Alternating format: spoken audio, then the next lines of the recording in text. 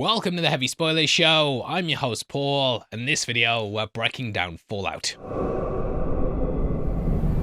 Episode 3 is now here, and throughout this video we're going to be breaking down the Easter eggs, hidden details, and things you might have missed. There's lots of big characters introduced and factions from the game, and yeah, lots and lots to talk about. Oh, this! I ordered a house costume from Amazon, and the one from House MD showed up. I said the one from House MD! Now, we begin with a classic Motown song, Chain Gang by Sam Cooke. This song is about, well, a chain gang, and it chronicles the hardship that people face through forced prison labour, which is very apt when we cut to Thaddeus's child labour factory. Now, while it's not a song used in the game, it is still a reference to New Vegas. There's a character called Samuel Cooke named after the singer. He's a former inmate of the NCR Correctional Facility, and you can either help him or not during a quest called Why Can't We Be Friends? Now, we see Thaddeus is using the kids to remove the caps from Sunset's Sarsaparilla bottles. That is a root beer drink in the game that's very popular in the Mojave region. In our episode 1 video, I talked about how the ghoul may be referencing Nuka-Cola, but as many of you pointed out, it was most likely this. In the game, there's a location called Sunset Sarsaparilla Headquarters, and there you can go on a quest to collect 50 special Sunset Sarsaparilla caps and also win a prize. It's not clear exactly where the scene is located, but I would guess that it's actually in the HQ. Thaddeus is also running this operation because bottle caps are currently the currency of the wasteland. It's similar to when you consume a bottle in game to regain health, and then from this, you gain a little bottle cap. Now, Thaddeus was one of the dangling plot threads left at the end of Season 1, and we last saw him in Episode 7. There he survived what would be a fatal blow, but 'twas but a flesh wound. Turned out he'd been turned into a ghoul by the snake oil salesman slash chicken fucker, who is likely coming back this season. In their last encounter, that exchanged Maximus's fusion core for a serum to fix his foot, and it regrew after being stomped on by Maximus. However, there were unforeseen side effects. Thaddeus ended up becoming a ghoul, and at this point we see he's starting to mutate. However, there is another possibility. Potentially, the serum was the Forced Evolutionary Virus, or FEV for short. This was created by West Tech, then used by the Master to create super mutants. They were mentioned in the Season 1 finale, and West Tech's new biological products were mentioned in Episode 1 of this season. So it would be pretty cool to see super mutants this season, with it being right under our nose in Thaddeus. There is something in the trailer that also might give us a clue as to what's going to happen. However, I will save that for the spoiler section. Johnny Pemberton is just superb in this role though, and I was cracking up at him saying the kids need to work harder. Especially when he says not to use gloves to open up the bottles. Also, the bit where he says, "Come on guys, we're only 12 hours into the shift, we only got 10 more to go." Just great writing, but I do not condone anything that he says. He was fantastic in Superstore though, and I'm really glad we get to see more of him this season. Thaddeus then consoles a little girl who was told that she looks like a ghoul. He says that the kids are lucky to be working in this factory, and it kind of plays into the critique of capitalism that's been laced throughout the franchise. Trudy, why aren't you making money for me?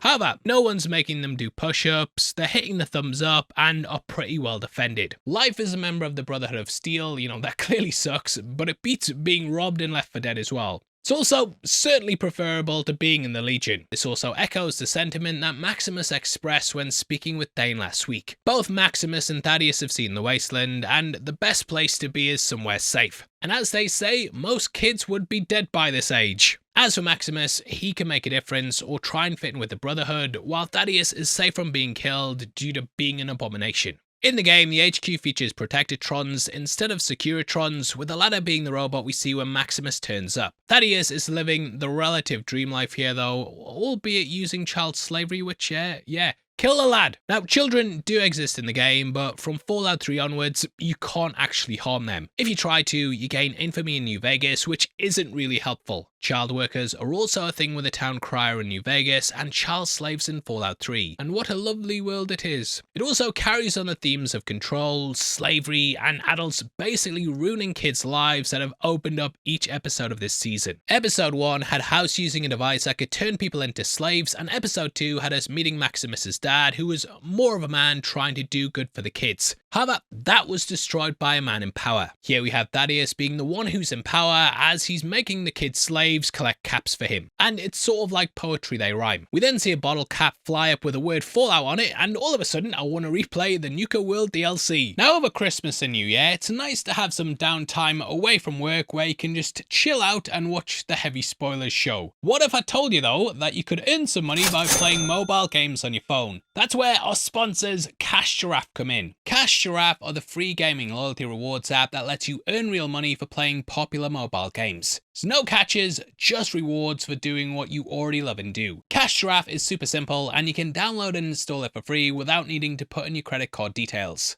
at any point at all. All you have to do is make sure you grant permission for them to track your game progress. However, they will never collect or share your personal data. From here, you can look through the top free games and decide what you want to play and earn. You also get high rewards on some games as well, so definitely keep an eye out. From here, you just play, level up, and earn gems automatically. After that, you can then cash out through lots of different ways. Whether it's PayPal, Amazon gift cards, brand coupons, and more, the choice is yours. Again, there's no credit cards, and all you need is your email address to send your rewards. I've been playing Golden Goblins recently along with a couple of others, and so far I've already earned over 20,000 gems. I'm planning to redeem them for gift cards, probably an Amazon one, and that'll come in just in time for Christmas. Your data also always stays private. There's also no ads and no fees. Cash Giraffe has paid over $10 million rewards yearly, and you can earn extra gems during bonus events. Join millions of players earning daily with Cash Giraffe. Scan one of the QR codes on screen beside me or click the link in the description to start earning today. Cash Giraffe is also in full Christmas mode right now with festive boosters added to your regular rewards. Keep an eye on an app throughout the holidays so you don't miss the surprises, and scan my QR codes to go and download Cash Giraffe now. Huge thank you again to them for sponsoring the video. Now let's get back to the breakdown.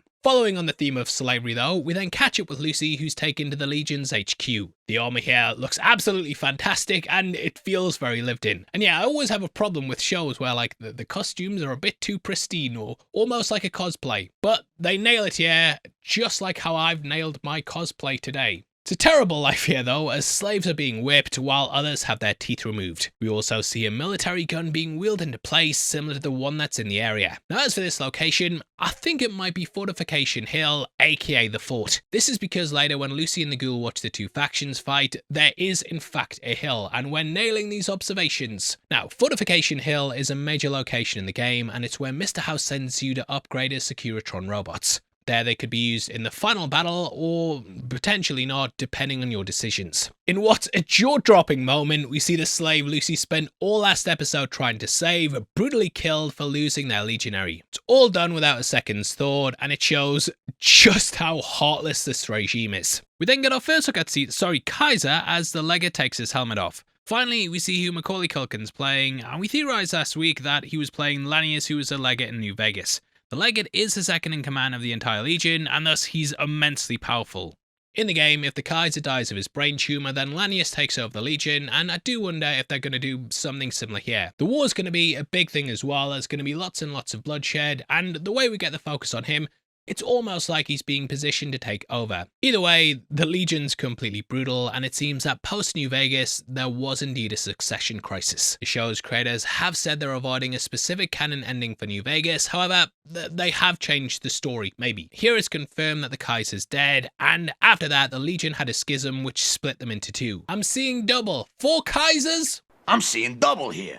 4 Krusties! Kaiser left a note though, confirming who he wanted to take over. However, no one can reach his body and determine who that is. Now in real life, Julius Caesar himself also had somewhat of a succession crisis after his assassination. He named Gaius Octavius as his heir, who then went on to form the Triumvirate with Mark Antony and Marcus Lepidus. Their alliance was then broken, and Octavius defeated Mark Antony and his wife Cleopatra, which cemented him as the undisputed ruler of Rome. So it seems like the show is lifting real-life history to continue the New Vegas story. It also implies that the courier, who's the character you play as in New Vegas, he may have saved the Kaiser from his brain tumor. So he may have lived on post-New Vegas and then died of old age, or possibly the cancer returning. The legate then says Awe, just like the games.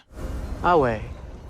Our way. Have you come to sell or trade for captures? Just like Caesar, they also pronounce this Latin greeting wrong. Luckily, Lucy's well read and can speak Latin like she mentioned last week. She hears them say Kaiser and is very confused, thinking that they might mean a German Kaiser. And yeah, I'm glad they acknowledged it, because yeah, it's spelled Caesar, but pronounced completely differently. It kind of shows they're just cosplaying as these characters, rather than knowing the true history. It's a very funny scene though, as she explains Latin, struggling through her speech checks. She's then told that the men are discussing the term of her prima noctis. This, as Lucy says, was medieval custom that allowed a lord to have sex with any of his female subjects, usually on their wedding night. I love seeing her going off on the Kaiser though, and she says she isn't a virgin and even mentions the cousin stuff, which she brought up in season 1. Messing around with your cousin, it's all well and good for kids, but it's not a sustainable long-term sexual practice, you know?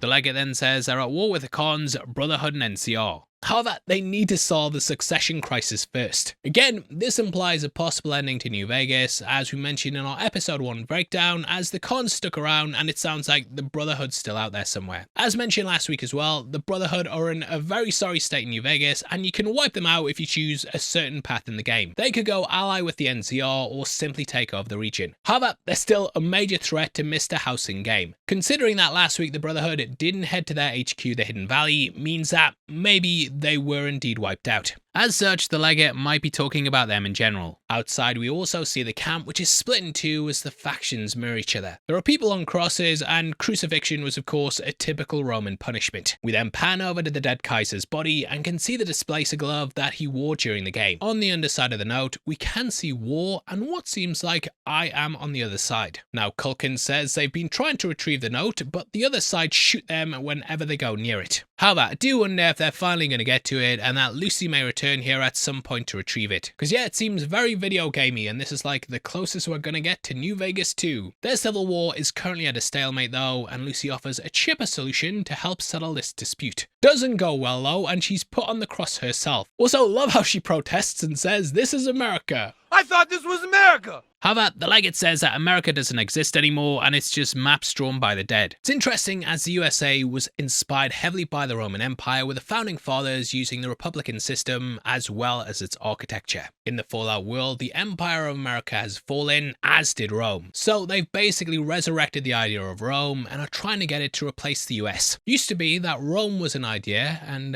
even if you whispered it, it could destroy it. But now it's back. She also mentions how she's seen 15 movies which we saw her enjoying in season 1. She hammers home the point as well that if you think everyone else is the bad guy, then you are the bad guy. It's kind of like that old saying of if you meet an arsehole in the morning, you met an arsehole.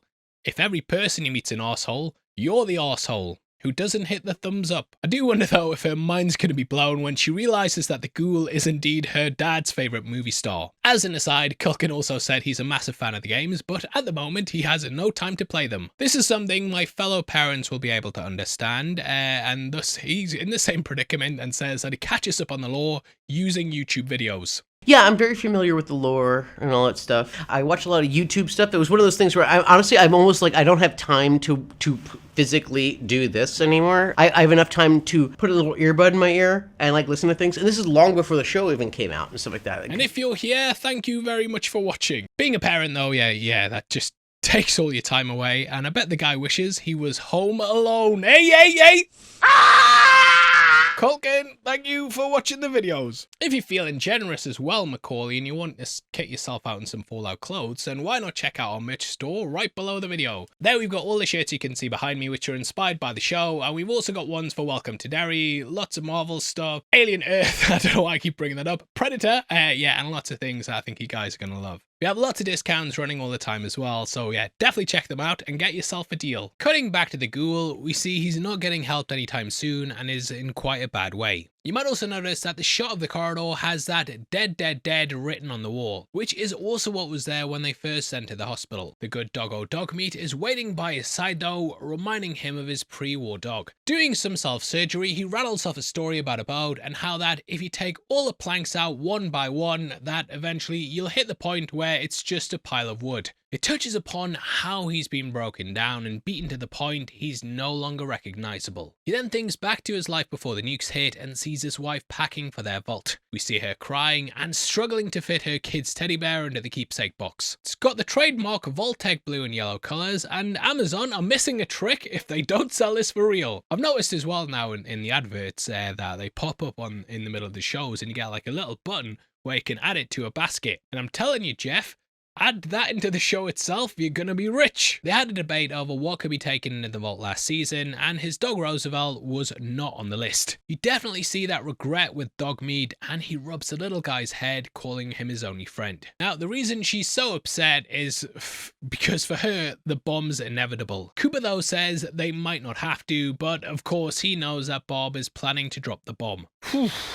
Walton Goggins to me is just fantastic in the show, and I love the way he kind of seamlessly can go back and forth between the past and present Cooper. Both characters are essentially two different personas, and it reminds me heavily of William in The Man in Black in Westworld. He's got to live with the knowledge his wife's engineering the end of the world, and the heavy weight on his shoulder that only he can stop it. Cooper then heads out to the veterans presentation, and we can see a photo of soldiers in a jeep, as well as a dude in some power armor. We know that Cooper fought in the Anchor Ridge campaign, which is where he wore the faulty T-45 suit. He mentioned this in season 1 and of course used their weakness as a way to win. As we cut across the room, we can also see the flag of the United States, which is different to the real life version. It's inspired by the Betsy Ross flag, which had 13 stars to represent the original colonies that rebelled against British rule. The utter ungrateful buggers, the lot of you. In the Fallout timeline though, the state system was then changed into 13 commonwealths. There's also a very typical mid-century spread here with jelly or jello for you ungrateful Yanks. You bloody fools! Why don't you want to talk like this? We then meet up with Charlie Whiteknife, who we saw in season 1, and he's part of Moldaver's communist group. The pair serve together in Operation Anchorage, and Coop talks about Mr. House. The resistance seems to be expanding beyond just the meetings at Hollywood Forever, and they're even getting intel on their targets, which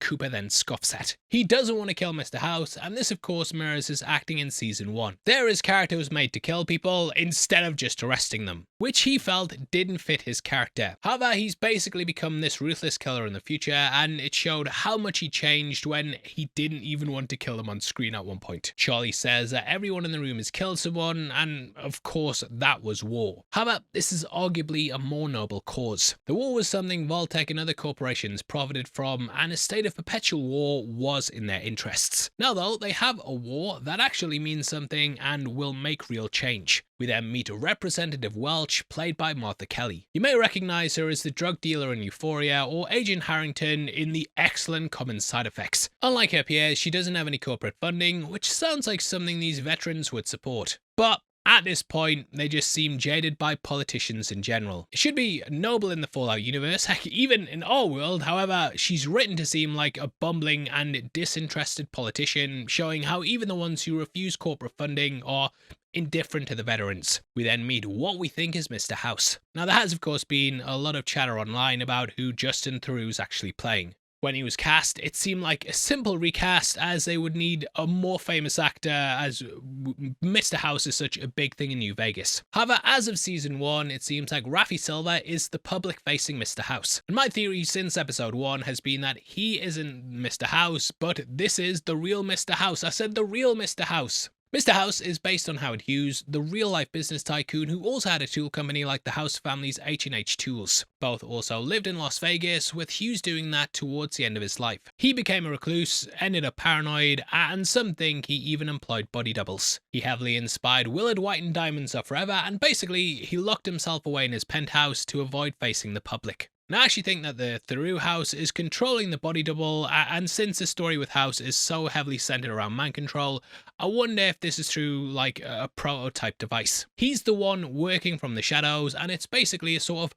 Palpatine and Snoke situation. Nolan has done this before as well, and in Westworld we had a character who was basically just a puppet for an AI. Where this theory falls down though is how the device has so far only been seen to blow people's heads up. But I do wonder if the body double could simply be a willing participant in the experiment, which is why the brain control interface actually works on him. Or simply he got exposed while trying to go for the kill and was arrested, as Victor mentions that Cooper was caught out with the cold fusion device later on. He also discusses Charlie Whiteknife as Coop has his dick in his hand. Mr. House notoriously knew everything in the games and had extensive plans for any eventuality, which is why I believe he's the one Hank was talking to in episode 1. He knows Charlie's a pinko as well and implies that he knows that Coop has one too. In episode 1 of season 1, Coop was also called a pinko, so between now and then, his secret life's been exposed. So I feel that when he confronts Mr. House, that's when everything comes out. I feel like he'll head up to the Lucky 38 to kill him, only to meet the real one, leading to his career and marriage crumbling. Just like real life, being a pinkster career ender, and in our reality, well, in the real world, Senator Joseph McCarthy led a witch hunt to find any famous actor who had left-leaning or communist views. Season 1 opened with him doing a birthday party, and yeah, he's clearly fallen career-wise. However, House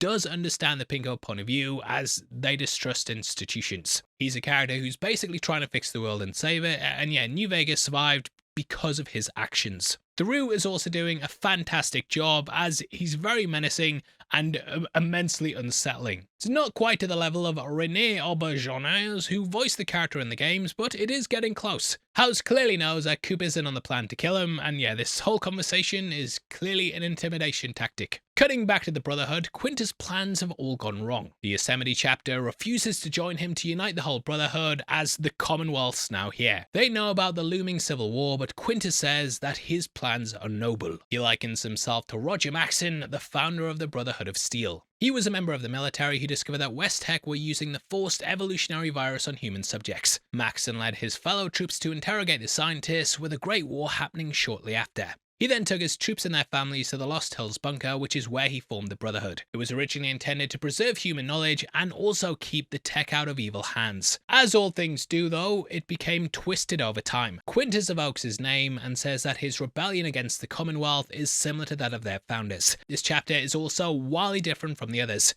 It's much more religious, with Xander even saying that they have so many scribes, because they're religious. Maximus then says he could kill him, and we can see Van Gogh's Starry Night behind him. This painting has been interpreted as being about hope, but also inner turmoil. The sky is turbulent, but the moon and stars shine brightly as big beacons of hope. He thinks that this is the kind of strength that Quintus wants, but he's then mocked by the Elder. Quintus says, "Behold the dimness of the sword." Maximus has just been molded into a weapon to do what those who twist the religious beliefs want.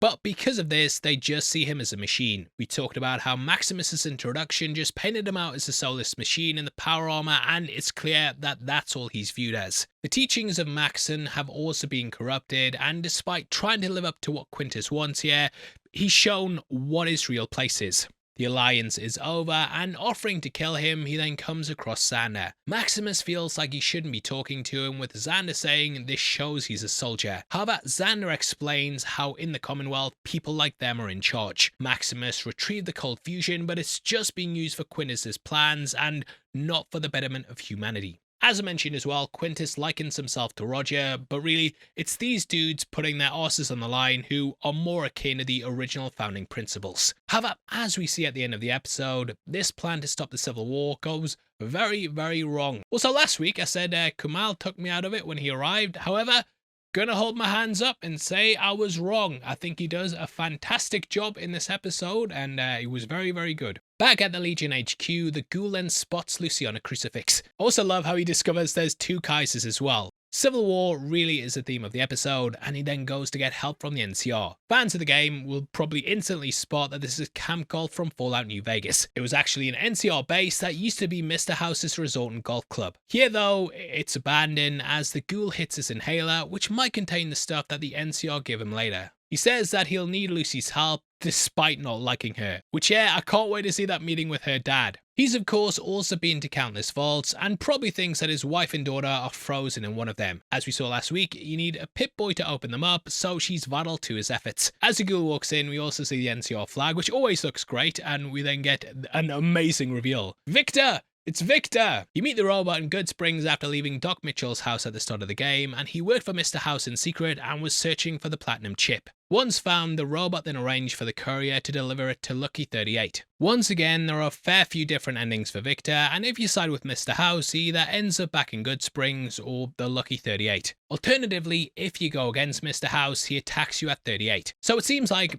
Victor survived, but he has been left to rot at Camp Golf. Considering that if you help Mr. House, the NCR are pushed back from the region. I kind of think that the courier helping him seems to be the most logical canon ending. Conveniently, Victor's memory is all messed up as well, which is kind of a get out of jail free card for the writers. And I actually respect that kind of writing. As Cooper walks in, we can also see a Legion poster and an NCR poster, both of which are from the games. The NCR soldier one's a reference to this World War II poster, and the Legion one refers to this one as well. We then see one that's inspired by this poster, which is a play on this. Victor then says how the NCR and Legion are going at it like cats and dogs, which is a tale as old as time. The Gulen asks where Mr. House is, only for Victor to say that he left. He explains that Mr. House had all the money in the world, but wanted to live forever. The tycoon actually throws himself under the Lucky 38, and he can open up the chamber and kill him, or just let him go back in, albeit after being exposed to germs. Which again is something reminiscent of his inspiration Howard Hughes, who was a notable germaphobe in later life. In the game, he also explains how he could get people into orbit within 50 years. There's even a side mission where he can send out loads of ghouls into space in a rocket. It's funny at the end, but my god, was the mission frustrating. So we have no idea where Mr. House actually went, and Victor's an unreliable narrator as he says his memory's playing up. Victor then mentions that Mr. House needed the cold fusion device to continue his plans. So this implies that the cold fusion thing was intercepted somehow, but the bomb still fell. Bob's involved heavily with whatever's happening and could have been working for Mr. House inside the company and kind of acting as a double agent.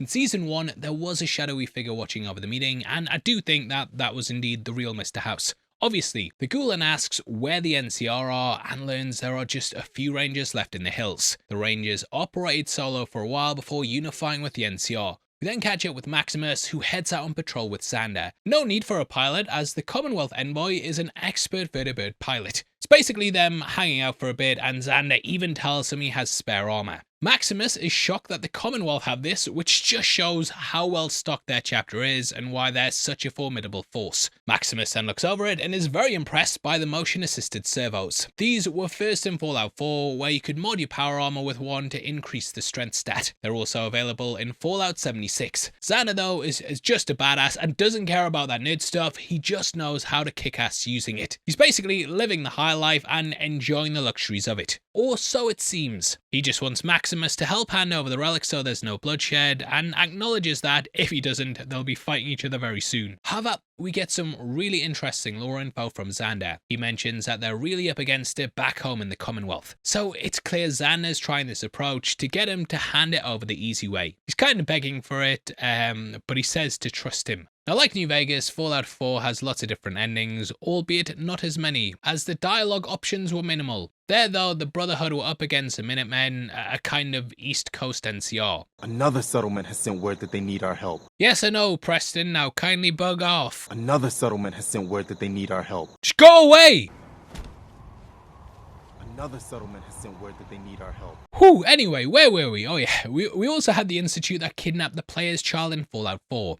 They ended up sending super mutants up to the surface and also created synths to replace key figures there. There's also the Railroad, who helped the synths escape the Institute. So naturally, you can side with either of these factions. The Minutemen and Brotherhood can also become allies or wipe each other out, but if you maneuver it right, all the factions can coexist, minus the Institute. So I think the Institute were destroyed, but the Brotherhood still faced a mammoth task to pacify the Commonwealth. In the post-game, you can repeat the quest to provide reactor coolants for the Proctor Ingram, which is needed for the Pridwin. So with cold fusion, it would make life a lot easier. Xander is trying to appeal to him as a soldier though, as he no doubt knows that Maximus might be a little sick of the religious speech from Quintus. They suddenly then pick up a power signature, which is unauthorized, and the little icons on the map look just like the ones on your Pip-Boy in the game. Just like the Knight Thaddeus, he risks everything for the thrill, and Maximus is unknowingly heading to kill Thaddeus. We then cut to the ghoul and can see the town of Prim in the background. You may recognize this from the credits last week. He's shot at by Captain Rodriguez, who's wearing NCR trooper clothing, which we also saw last week in the flashback, and he's then knocked down by an NCR ranger. The latter you may recognize as he's played by John Grease, Freeze, aka Uncle Rico. However, beyond that, he was also in The White Lotus. Season 3 starred both him and Walton Goggins, and I won't spoil it in case you haven't seen it, but yeah,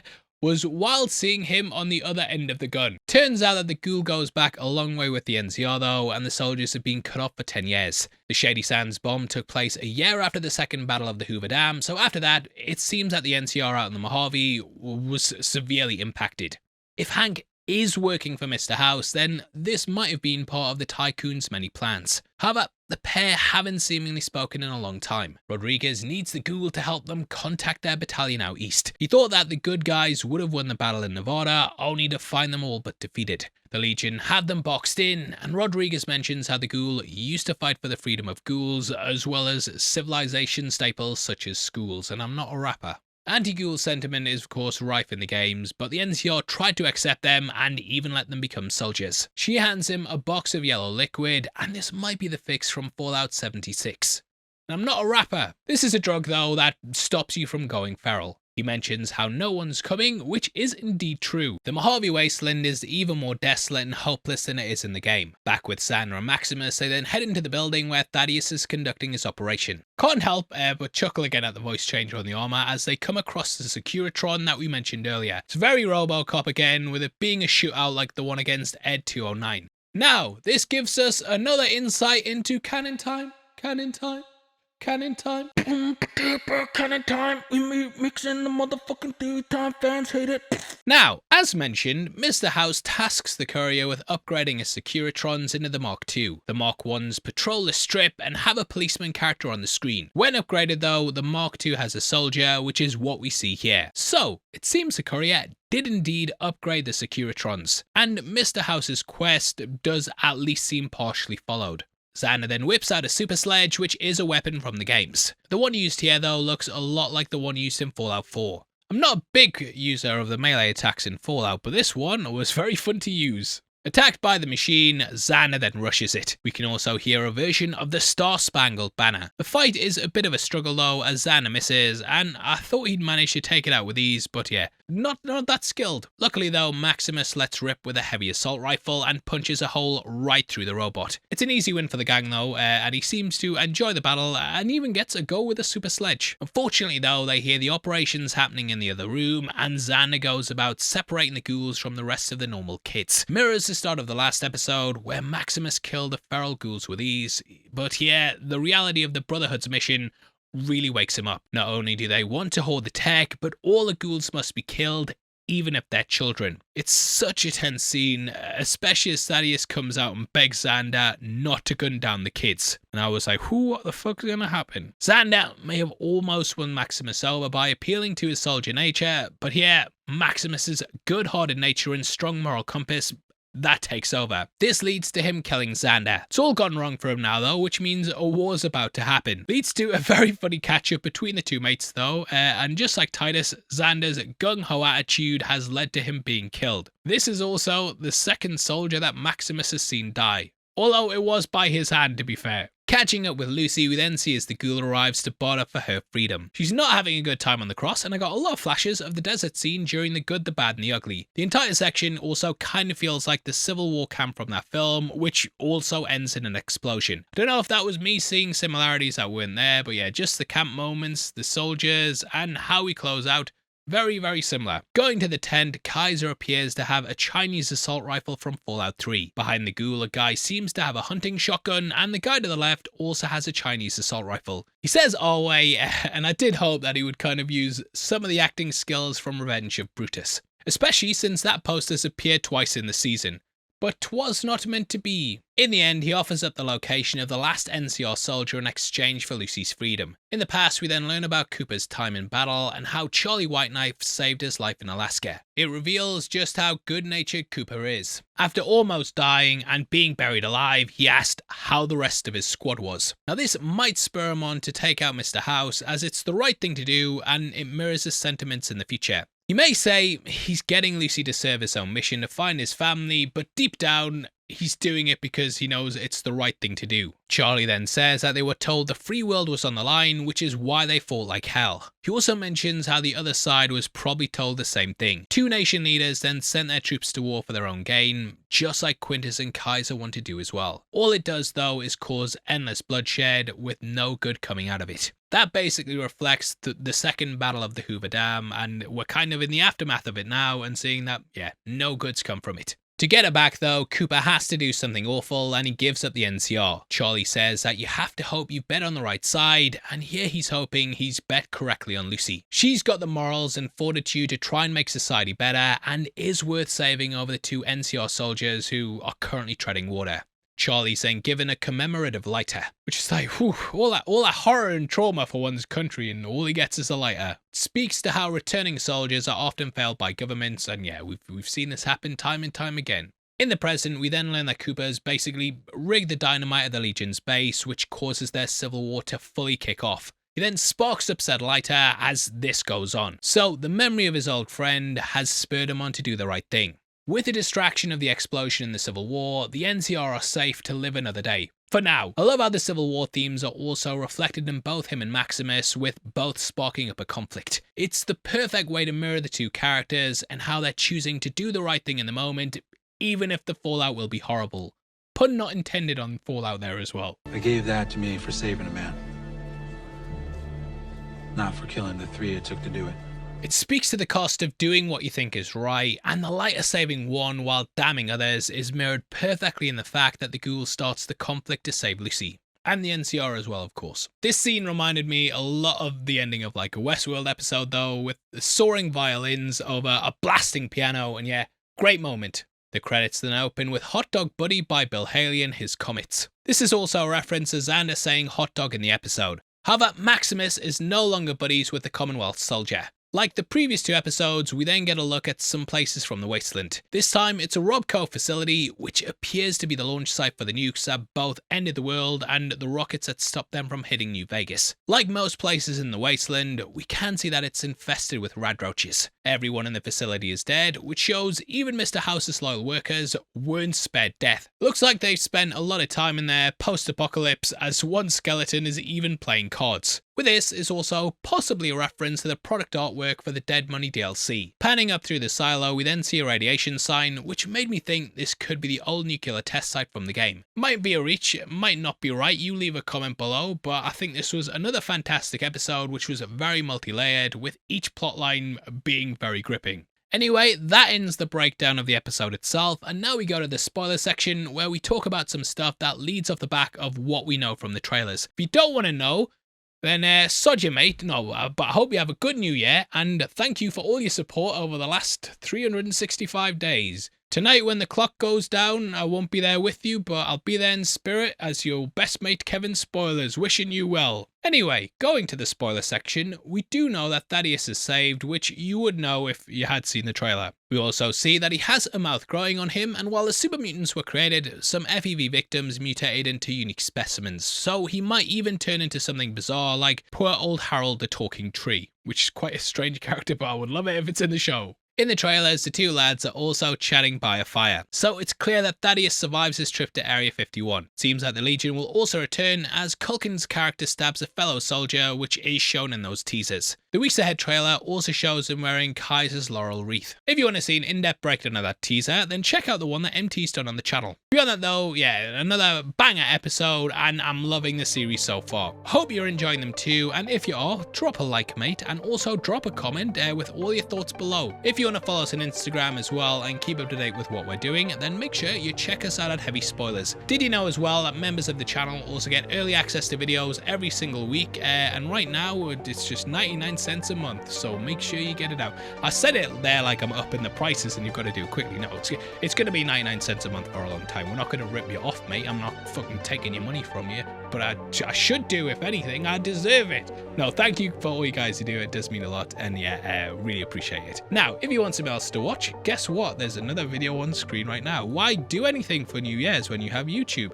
You will have a great time sitting watching my videos, and I will have a great time reaping the rewards as well, and all the dopamine hits. Nah, thanks a lot, mate. I'll see you soon, and Happy New Year as well.